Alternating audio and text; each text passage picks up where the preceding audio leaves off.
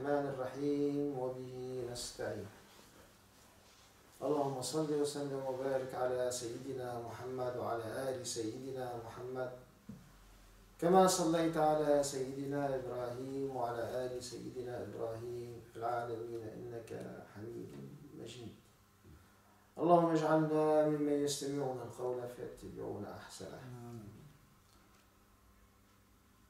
Dans cette séance, on va essayer de parachever l'analyse du récit auquel on a abouti l'autre fois, bien sûr sans trop s'attarder, pour la simple raison que l'étude de ces interventions divines dans le processus d'évolution de l'enfant qui va être le sceau des prophètes, qui va être l'exemple absolu de l'humanité, l'intervention divine directe pourrait être en quelque sorte un élément qui pourrait mettre en déroute ceux qui veulent s'inspirer directement de son processus d'évolution. Parce que quand on veut prendre l'évolution du sceau des prophètes, sallallahu alayhi wa sallam, comme exemple pour notre évolution, il faut que ça soit imitable, il faut que ça soit possible de l'imiter, de faire comme lui. Donc, être exemplaire, ce n'est pas être inaccessible.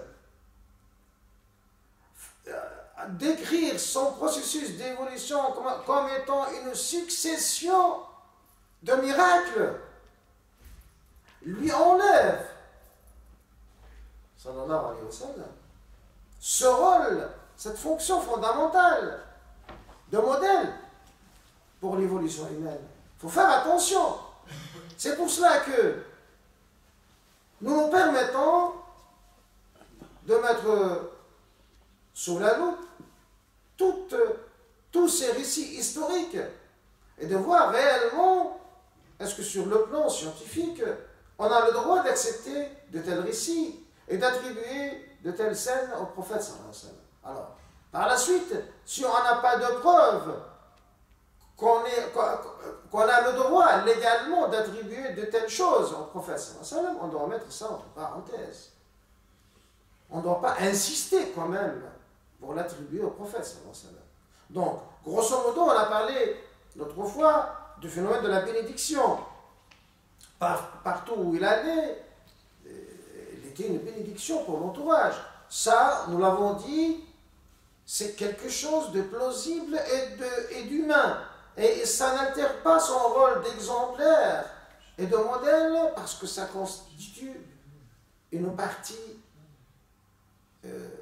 un élément de garantie de cette étape dans laquelle il risquait beaucoup de choses pour ne pas parvenir à l'étape essentielle dans laquelle il va être le modèle, c'est-à-dire cette étape de la première enfance. Donc tout ce qui se rapporte à la première enfance, on peut être indulgent et on peut accepter, bien sûr, sauf des exceptions, ce qu'on attribue comme intervention divine, mais il faut avoir toujours une preuve, ne serait-ce que quelque chose de plausible qui, même s'il n'accède pas, si cette preuve n'accède pas, auront de la preuve irréfutable.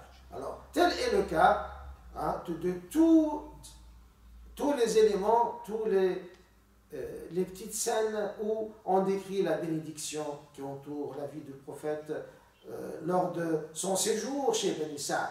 Alors, la scène à laquelle nous sommes arrivés est une scène très particulière. C'est la scène que j'ai décrite l'autre fois, il reste à analyser. Là où il y aurait eu une intervention d'apparence, une intervention des anges pour le purifier de toute tentation diabolique. Et là, certains récits disent qu'il s'agit de la part du diable qui l'ont enlevé. Bien sûr, ce sont des récits qu'on n'a jamais pu prouver d'une façon réfutable. Il reste des récits sur le plan scientifique moyen ou encore plus faible.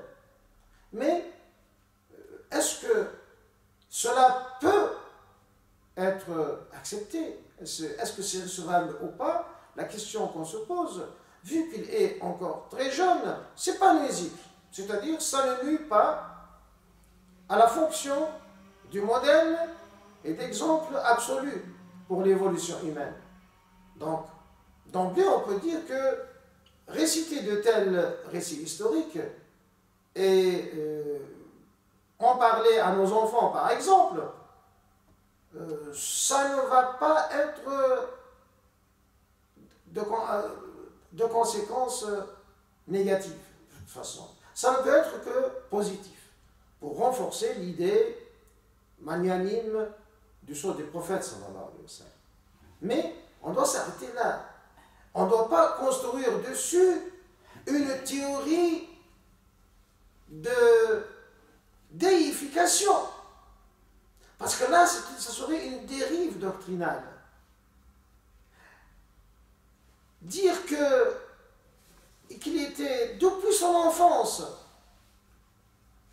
guidé dans les moindres détails de sa vie et de ses décisions par Dieu, c'est lui enlever le caractère humain, d'une part, et donc contredire le Coran, qui dit bien à la fin de Sourate Al-Kahf, sourate de la caverne, قل إنما أنا بشر مثلكم يوحى إلي أنما إلهكم إله واحد. Il insiste dans ce verset, إنما أنا بشر مثلكم, je ne suis qu'un humain comme vous. Donc, si le Coran insiste sur ce caractère, même si on accepte des fois quelques récits comme celui-ci, on doit toujours les relativiser et relativiser leurs effets. Parce que le Coran, lui, dit autre chose. Bien sûr, quand on remarque que ces récits-là qui existent dans Surat Al-Ishaq notamment, sont très faibles, on doit les mettre entre parenthèses et passer.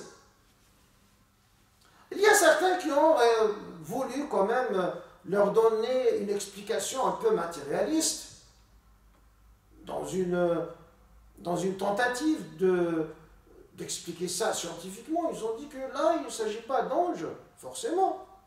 On peut comprendre ça comme étant une intervention d'êtres humains de passage, des savants qui étaient des experts dans certaines sciences plus ou moins connues de l'époque.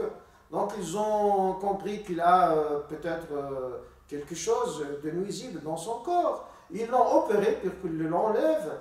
Et ceux qui ont adopté cette explication-là, ils disent que oui, ça existe des interventions chirurgicales, même maintenant, ils prétendent ça. Certains peuvent faire des interventions à la main comme ça, sans effusion de sang. Alors, on met ça aussi entre parenthèses. Hein. Pour nous, ça ne nous avance en rien. Mais de toute façon, voilà, il y a plusieurs types d'explications qu'on doit mettre tous entre parenthèses, parce que ça ne nous avance en rien dans notre objectif, qui est comprendre l'évolution du prophète sallallahu alayhi wa sallam. En un mot, on peut dire une chose. Il a été protégé pendant sa première enfance. Ça, c'est sûr. Il a été protégé physiquement et moralement pour qu'il arrive à l'âge où il va être le modèle pour les autres. Alors, faites attention, quand on dit le prophète sallallahu alayhi wa sallam est notre modèle, il est notre modèle à tout âge, depuis l'âge où il est mature. c'est-à-dire où il est supposé connaître d'une façon absolue le bien et le mal, c'est l'âge du discernement. Alors, c'est différent, ça dépend beaucoup de l'éducation. On peut estimer que l'âge du discernement chez lui est commencé très tôt. Mais de toute façon, ça ne peut pas être l'âge de la première enfance. Mais à partir de son premier âge de préadolescence, disons 9-8 ans, à l'âge où les Arabes appellent l'enfant, ils l'appellent ghulam. Les Arabes, ils utilisent le mot ghulam pour deux significations. Alors, ou bien le gosse qui a dépassé les 6-8 ans et qui n'a pas atteint encore la puberté, on l'appelle ghulam, ou alors l'esclave, même s'il est vieux. Bien sûr, on utilise le mot ghulam pour l'infantiliser, pas plus. Alors que pour la fille, on dit jariya pour les mêmes conditions aussi, c'est-à-dire quand elle est avant la puberté et plus que l'âge de la première enfance, c'est-à-dire à partir de 6-7 ans, 8 ans, jusqu'à la puberté, on l'appelle jariya. Et aussi, quand elle est esclave, même si elle est vieille. Donc, à cet âge-là, déjà, le prophète sallam a eu plutôt une personnalité très distinguée. Et c'est ça ce qui nous intéresse le plus. Lorsqu'il était de retour chez lui, on va voir par la suite comment, depuis son jeune âge, dans son comportement avec les gens de son âge, il était différent avec eux. Par exemple, dans Insan al-Ayoun, Sirat ibn Burhan, al-Halabi, il rapporte que le prophète sallallahu alayhi wa sallam lui-même avait dit que depuis ce bas âge-là, cet âge-là, il ne s'est jamais découvert, alors que ses copains de même âge, il leur était très naturel de se découvrir. Donc, par exemple, une chose comme ça qui pourrait le rabaisser lorsqu'il grandit, il en était exempt. Alors là aussi, on peut voir une providence, une protection divine, mais aussi, on peut aussi voir un caractère qui commence à se distinguer des autres. Déjà, à cet âge, nous avons des enfants, on peut remarquer ça chez eux. Parfois, deux frères qui vivent dans la même condition du point de vue matériel, du même père, de la même mère, avec les mêmes conditions matérielles. Ils sont différents l'un l'autre par le caractère, par la force de caractère.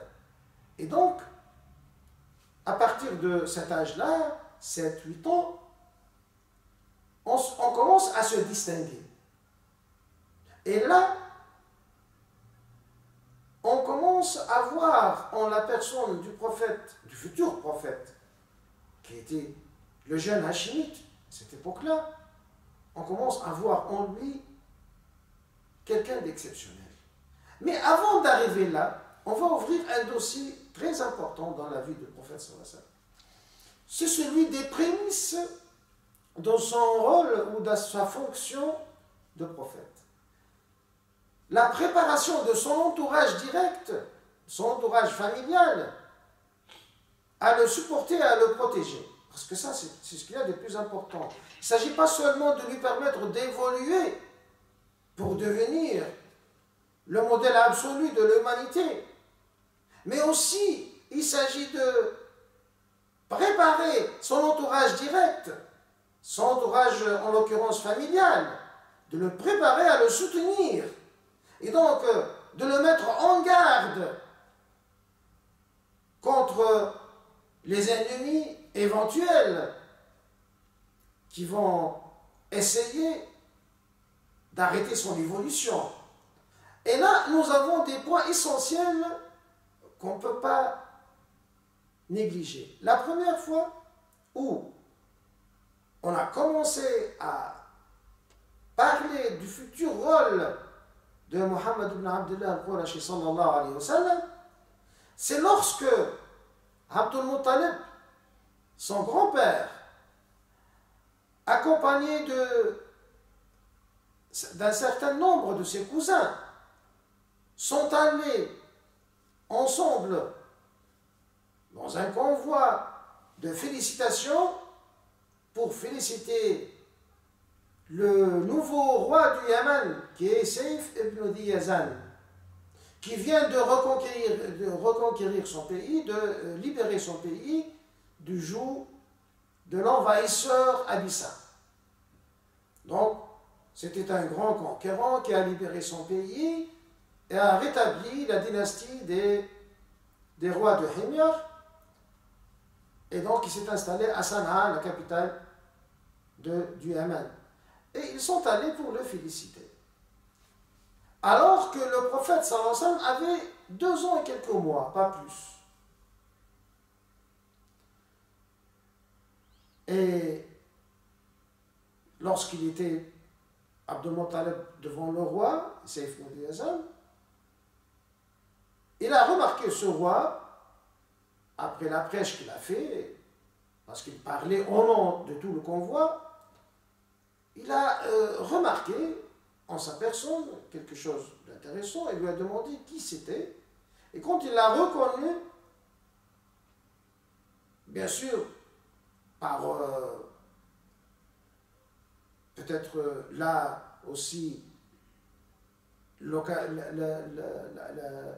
providence, c'est certain que la providence et la bienveillance divine a joué un grand rôle pour que le grand patriarche de la Mecque, Abdul Muttalib, puisse jouir de l'attention de ce roi. On va voir pourquoi.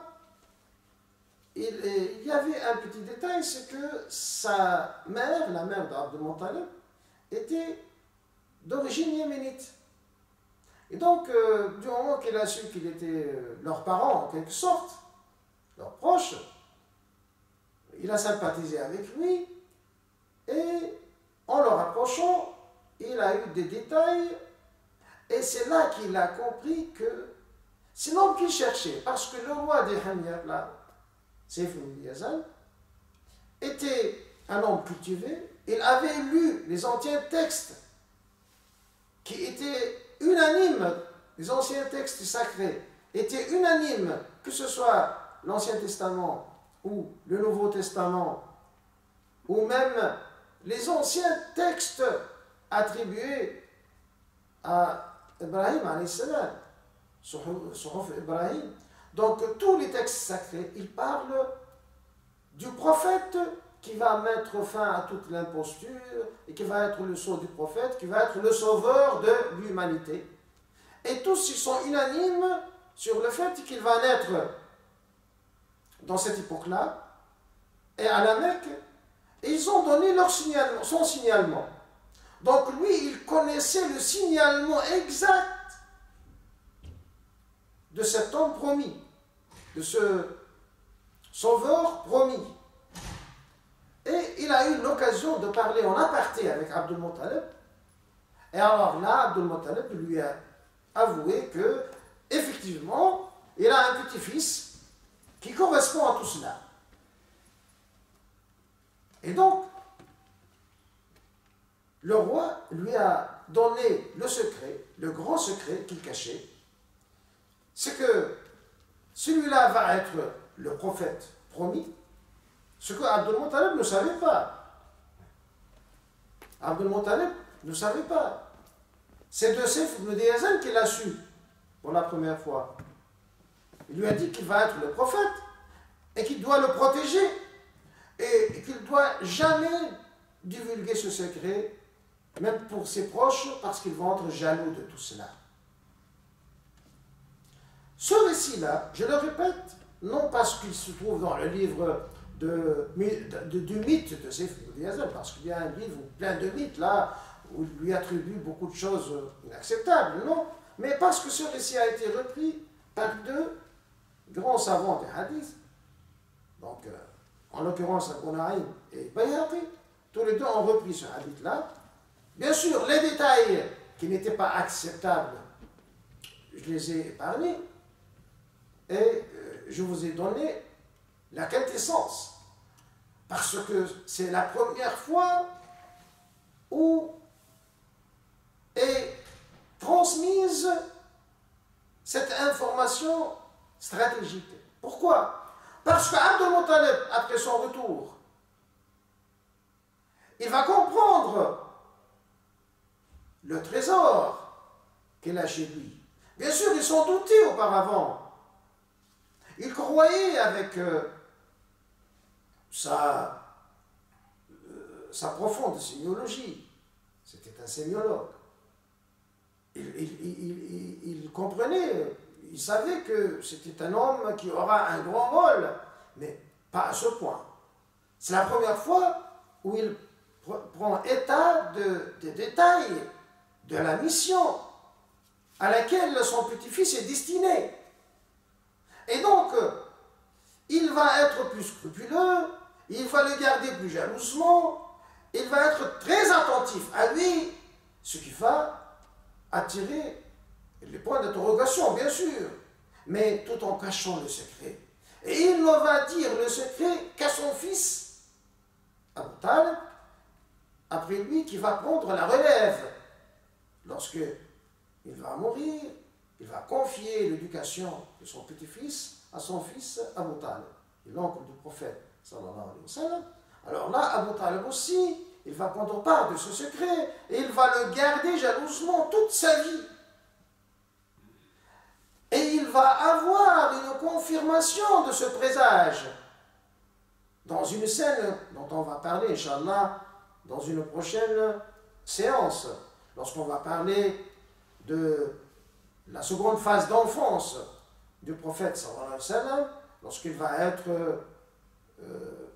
un enfant d'une dizaine ou douzaine d'années, il va faire ses premiers apprentissages à la vie avec son oncle, et lorsqu'il va rencontrer le patriarche de Bahira, le prêtre chrétien, qui va remarquer de loin, hein, dans la caravane des Arabes, l'existence de l'homme qu'il attendait depuis toujours. Inch'Allah, dans une prochaine séance, on va en parler. Wa sallallahu alayhi wa sallam. Wa akhiru da'wana, alhamdulillahi rabbil alamin.